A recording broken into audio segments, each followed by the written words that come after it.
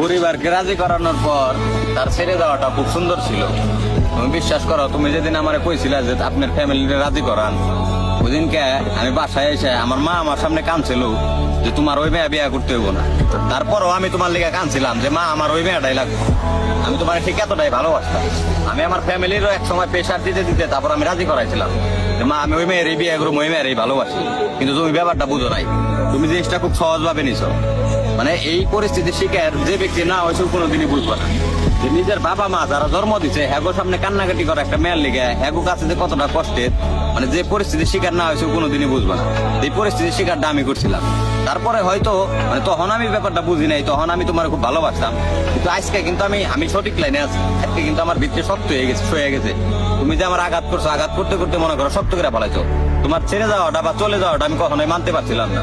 তখন মনে করো তুমি মানে আমার এমন ভাবে চলে গেল, আমার বন্ধু বান্ধব ভাই বেড়াতার আমার ফ্যামিলি আমার সবার কাছে মনে করো তুমি আমার নিচা করে হয়ে গেলা। মানে সবার কাছে আমি গর্ব করে কইতাম যে তুমি আমার খুব ভালোবাসো বা তুমি আমার কোনোদিন ছাইরা চলে যাবে না। কিন্তু আজকে কিন্তু মনে করো যে আমি সবার কাছে নিচে।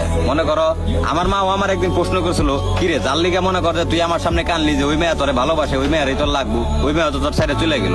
এই কথার উত্তর আমি আজ পর্যন্ত দিতে পারি নাই। সব মিলে মনে করো এখন আমি টোটালি মানে চেষ্টা করি যে আমার বাপ মায়ের ভালো রাখুন বা বাপ মার